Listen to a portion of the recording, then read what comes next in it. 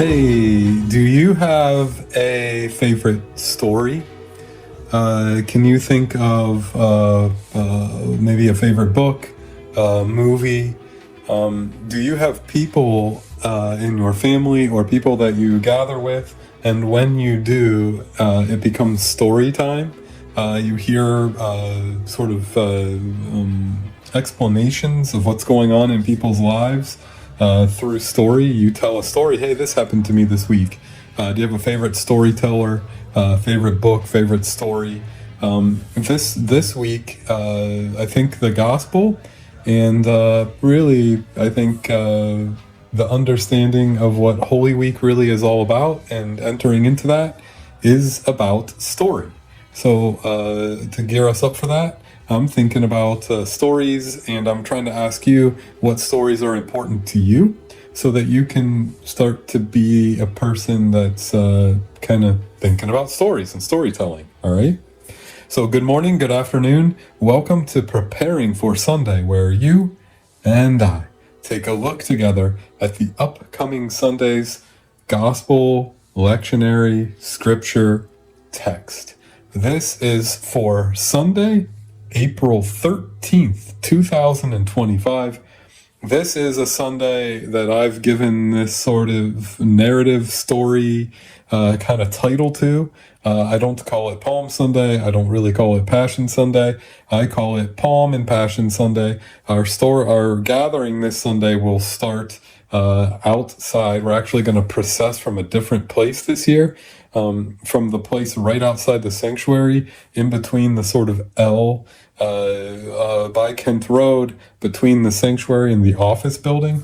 We're going to process into the narthex and then into the sanctuary there. And that's Palm Sunday, which is a story, and you can sort of consider that or start to enter into that. And then as we enter the sanctuary and the service sort of transitions into a confession and forgiveness, we start to move into the Passion story, the story of Jesus' arrival into Jerusalem. Remember now, for weeks in Luke and in preparing for Sundays, we've been thinking about the story, and that at 9:51, Luke 9:51, Jesus set his face to Jerusalem, and that's a story about a journey, a destination he's arriving at, and all the little pieces along the way are these stories that enter into the larger narrative of who Jesus is, and really give us a way to be people of the book, people of the story. So the scripture text for this week is super duper long. I don't even know that this is a Sunday to pause the video. The text is Luke 22:14 through 23:56. It is a incredibly long reading. I think this is worth your time to read it sometime in the build up to Sunday, but maybe not necessarily have to pause the video today. As a note of procedure or structure, I've mentioned how the service will go. I hope to use a Luke reading outside where we talk about the triumphal entry, and that'll be the Palm Sunday part of the service. And then we'll move into the story. We'll walk with the story into Passion Sunday, into this text from Luke 22 through 23. We won't have the whole thing in worship. We probably won't stand during the gospel this week. It'll be parts, pieces, a pretty long section of this, but I don't know that we'll have it in totality. And I have some other sort of surprises to the order of service in mind, and we'll see how that goes. But what I really want you to think about is the story, the meaning, the point, the reason for Passion Sunday, Palm Sunday, the reason for the story of the gospel, the reason why we're storytelling people at all, the reason why we enjoy stories, we listen to our loved ones' stories.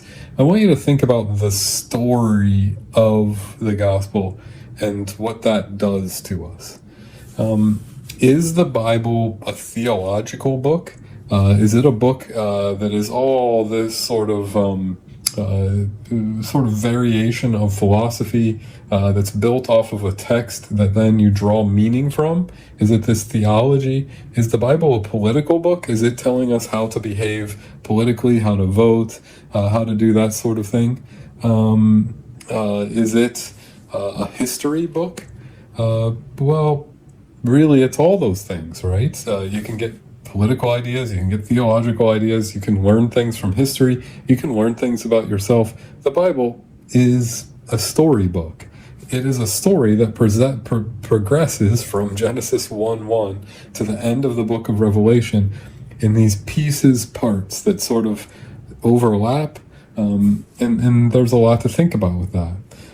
Historically, the Bible has had professionals who receive training, who with that training come up with certain expertise or ways of entering into the Bible and finding deeper meaning to what it's trying to do. Is it theological? Is it political? Is it historical? What's the point of it? And there's different angles that have been taken. So I'm kind of trying to break down the Bible as a book here, maybe as preparing for Sunday, more than entering into the details of the story. I'm kind of telling you why it's a storytelling Sunday, if all that makes sense. The professionals who are experts and who receive training in the Bible have sort of areas that this happens in. The word for this is criticism. And by criticism here, I don't mean, well, hey, John's recording a video and he's going to look through technology and out into space and point a finger at you and criticize what a good decision was available to you that you didn't make. This isn't criticism like, hey, I look at you. Criticism is in this way a word that has to do with the way people are trained to dissect, look into, or go further into the story of the Bible. And there are a lot of departments, and you can Google each one of these, that are called criticisms. So, for example, I'm going to give you this list. People can be a text critic. A text critic is looking for the actual, their expertise is the construction of the Bible itself. They're looking into manuscripts and how manuscripts got passed down. And they're looking for how the Bible should look. They're maybe not trying to draw a whole lot of theological meaning from it. They're trying to put the words together for you. Source criticism are people who are sort of trained and who are interested in how the story got passed down. If you go all the way back to Genesis, we're going back thousands of years. Those stories were probably not originally written. They were probably part of what was an oral storytelling tradition, which, by the way, you and I still live in an oral storytelling tradition. We watch reels on Instagram and or those sorts of things, and those are stories. Short, but they're stories, and we're a storytelling animal, really. Source critics are looking at who was the author, who was the originator, where did these things come to us from? Historical criticism is looking at the history of the story, what it's telling you, and how it lines up with actual history, with what we know from extra biblical evidence of things that happened. In the past few weeks, I've talked to you about things like the destruction of the temple, or some of those sorts of things. And there's all sorts of stories written that are literal history. The Bible, we make a mistake when we treat the Bible like a history book. It isn't really that, but it does, by telling the story, tell us a lot of history. So historical critics look at that part, really. Form critics look at the Bible. They look at a book like, let's say, Luke. We're in Luke. We're getting this Palm Sunday, Passion Sunday story. And they look at the way Luke chooses to structure it. Luke, has Jesus' birth story, and then Jesus' genealogy, and then Jesus' baptism in the wilderness, his time with John, his time in Galilee, his early time in his hometown, and saying who he is, and then setting his face to Jerusalem once John the Baptist dies, and then this growing sort of type of conflict that he's entering into. And so a form critic would be looking at what is the structure of these stories. They would look at how all the Gospels have a different way of structuring it a little bit. Literary critics look at what this is as a piece of literature. I went to a private school growing up for a very long time. Eventually, I moved on into high school, into a public school, and public school at the time, had arm's length, if not more distant, relationship to religion. I mean, even now, we allow for the freedom of religion, but you don't really have a religion class at school or that sort of thing. And although this is one of the things politically in the world we live in that we wrestle with, as a side note there, we're having more and more people who want there to be religious training as part of school, and we do have to be prayerful about how we feel about that and what that means. But anyway, the school that I went to did not have religious training, but we had English classes or literature classes where we read books and learned how to be readers and people who can read a text or a situation or a story. And one of the stories that we read was the Gospel of Mark, because it's a story. And it's the first book.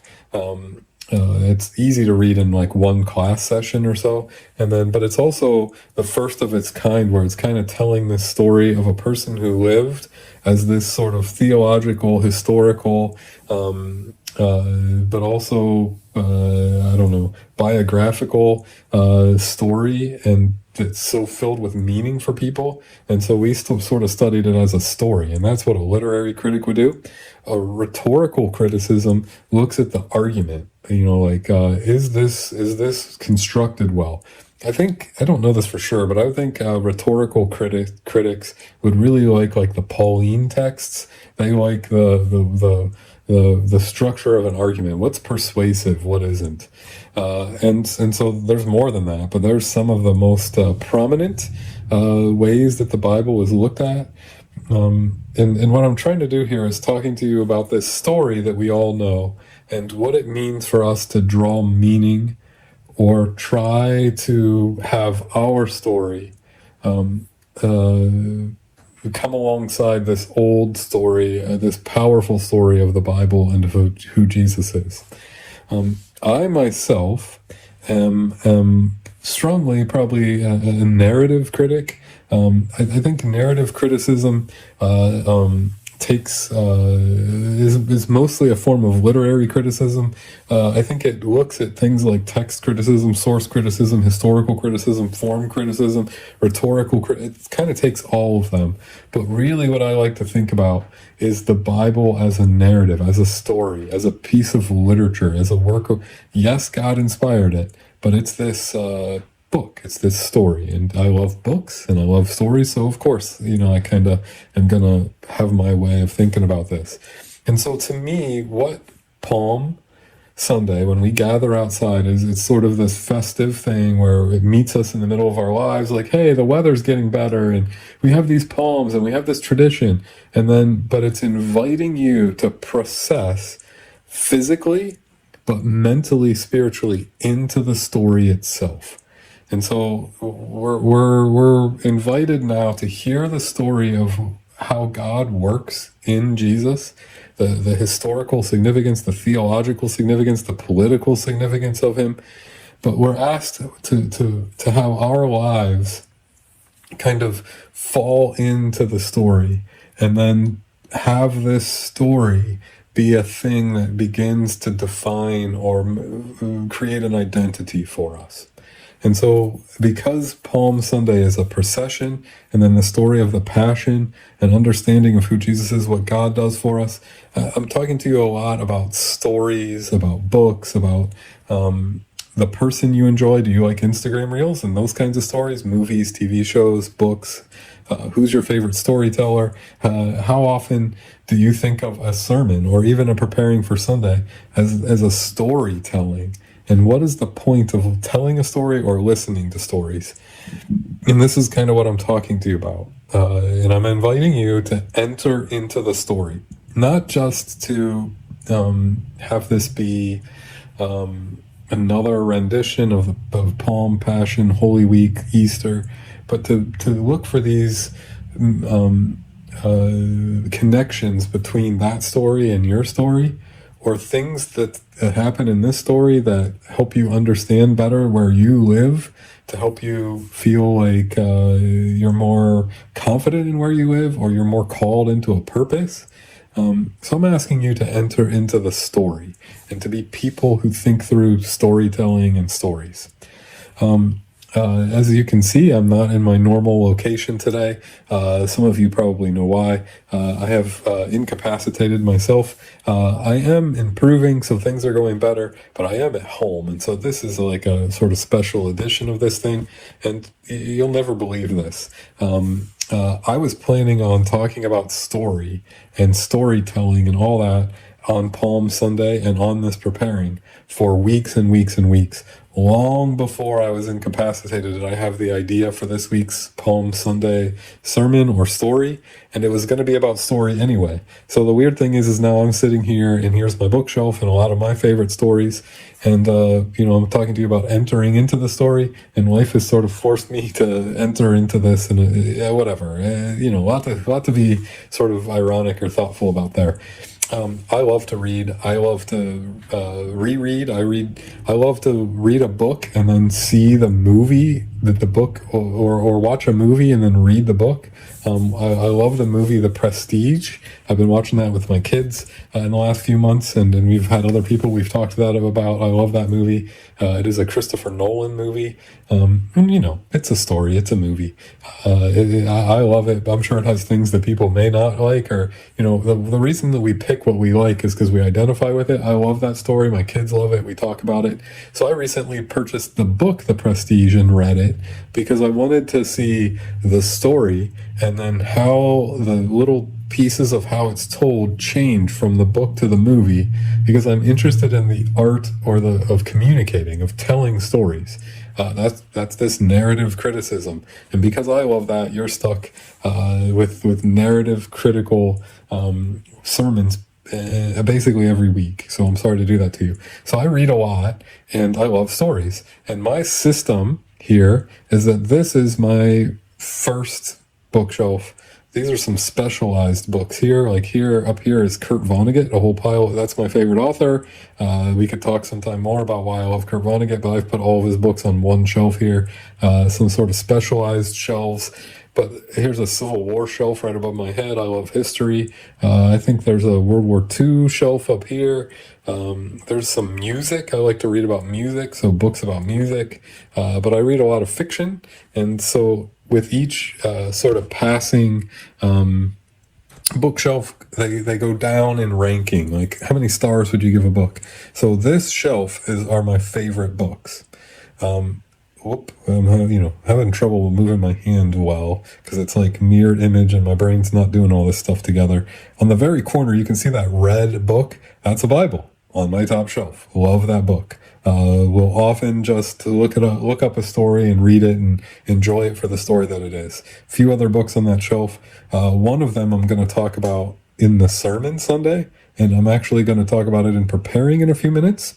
But before I go talk to you about the book on that shelf that is the sermon for this week that I've been wanting to talk about for, I don't know, I had the idea about a month ago. I'm going to talk to you about two books that I have on this shelf, and they may or may not shock you, or you may not appreciate the two books I'm about to talk to you about.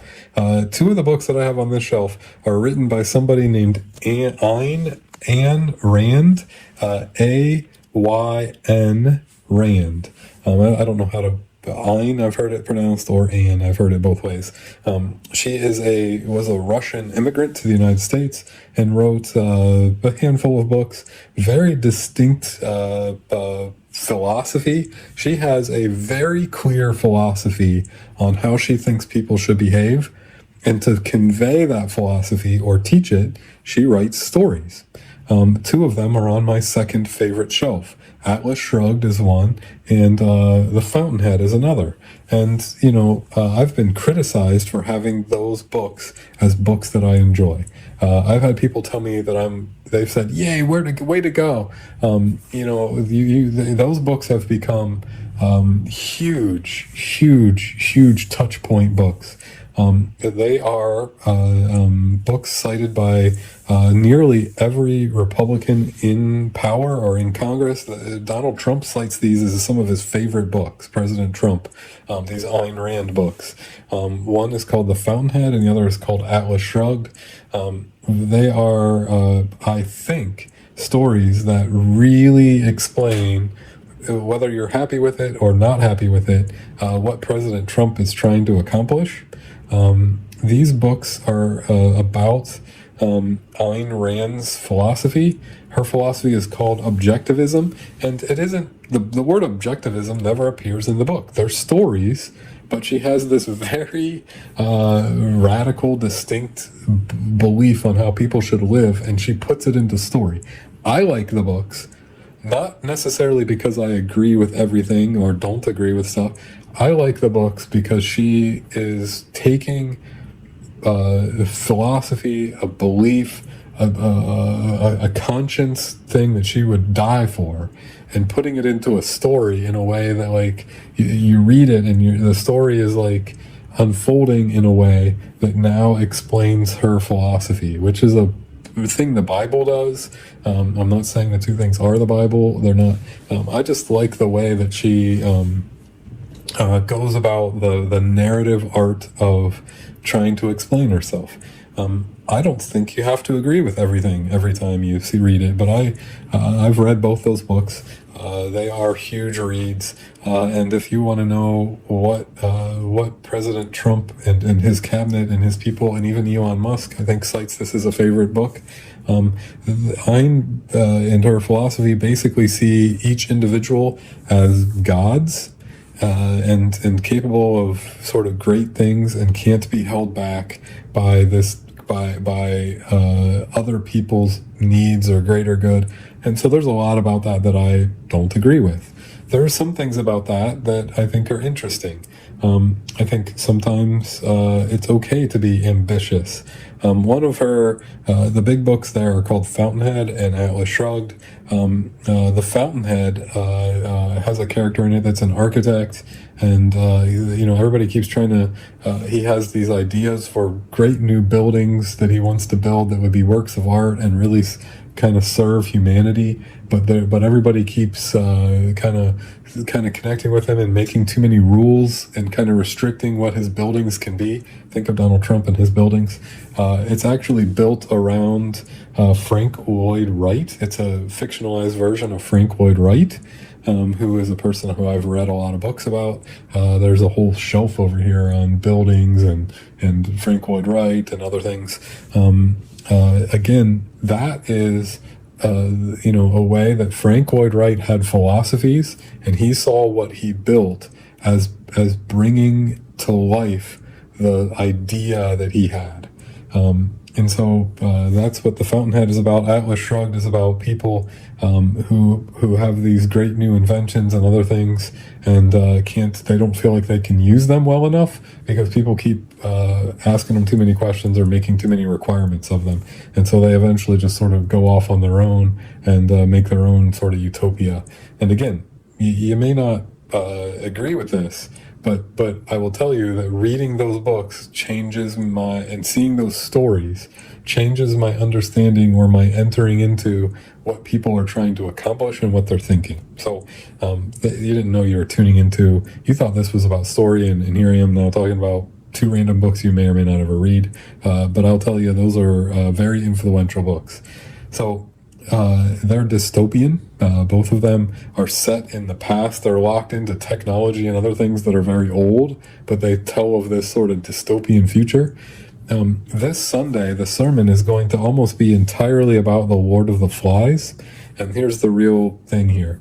I'm talking to you about story. I'm talking to you about where ideas or like this kernel that the Holy Spirit puts in our brain gets fleshed out into story and then into real existence in our world for us and for our families. The Lord of the Flies is also dystopian, and it's also locked in the past. The technology and the way of speaking and all that is locked in a really old time, but then kind of tells this like distant futuristic story. So that's a weird, it's old, but it's new kind of thing. That I'm going to ask you Sunday to, during Holy Week, read Lord of the Flies, and then I'm going to try to explain why in the sermon. And I'm trying to explain now why I want you to read stories, because I think God is the God of the Word, capital W, and that God plants this kernel inside of us that we are spending our lives trying to make sense of, that we're praying about, and then we're trying to wrestle with, and then communicate. We're trying to tell a story of what we think God is for us and for the world. And I think the better we are at storytelling and thinking about the way we tell stories and why, and do we tell it as a dystopian? Do we tell it as a utopian? Do we tell it as a joke? Do we tell it as a serious? Do we tell it as political? The way that we tell stories and they connect with people on a different level than just sort of finger pointing, but they also connect. One of the reasons why I end up, I think, not being a huge Ayn Rand person is because this whole idea of gods is Lutheran and theologically not really a belief I hold to. But it also kind of belittles how little the connection between people, how important that is. If Ayn thinks everybody's gods and should just go do their own thing, why is she telling a story to try to convince everybody else to go along with her to a utopia where they can do their... Why still try to build a community? So there's some sense here of the overlapping of each other's stories. And I believe, as a person of faith, that inside what people are trying to communicate is this deep wrestling with what their purpose is. And ultimately, I think somewhere in there, even if they're atheist, like what's our meaning? What is God doing? And so I think the Bible, I think stories, I think our story, your story, all these stories are wrestling with things we've experienced and what God is saying, and then a trying to search to find other people to connect stories and overlap with. This is a sort of narrative criticism preparing for Sunday. I haven't really talked about the text at all. The text is a story We will gather out in the parking lot and hear the palm story. And then when we go into the sanctuary, it'll be built around the passion story, Jesus' last days, his arrest, and then his move close to the cross. And then throughout the rest of the week, we'll hear cross stories. And then, I don't know, have you ever heard the story of what happens on Easter? Do you know that story? So it's like future and yet here we are in the present. So I don't know if this is what you were expecting when you tuned in for Preparing for Sunday. This is not what I was expecting, to be sitting in my house kind of laid up in a chair, but I am doing a little bit better, and I love that I got to talk to you about stories. That's one of my favorite things: telling stories, listening to stories, watching people have their beliefs be worked out or come to life. Boy, that's it for me. Thanks for joining me. You learned a lot about me. You also learned that I am going to ask you, and you might want to get a head start on this top shelf book for me. I just reread it a few months ago and then came up with a whole sermon idea from it. It's not a hard read. It's called Lord of the Flies by William Golding. And I would recommend, if you want to get a head start, to prepare for Sunday and Holy Week by maybe finding the book and seeing what you think. Maybe you don't like to read, so don't worry about it. But if you do, that's sort of homework for you, I guess. So thanks for joining me. I look forward to seeing you Sunday. I actually do think, and I'm pretty sure that I'll be present Sunday and that things will be pretty normal. I'm able to move around much better now already. So I do expect to be there Sunday, and encourage you on Sunday to enter into the story and to look for places where your interests, your experiences, your stories align or are informed by the story of Jesus, and then maybe learn something from all that. All right? So thanks for taking the time out to watch this. Thanks for putting up with a different location today. Thanks for preparing for Sunday with me. Thanks for humoring my interests. And from here, I hope you stay safe, and I look forward to seeing you soon. And that soon should be this upcoming Sunday, where we will gather for Palm Passion Sunday and hear the wonderful story of the depths to which God goes to for you and I, and who God makes us in the stories of who God is. All right. Thanks for joining me. Stay safe. I'll see you soon.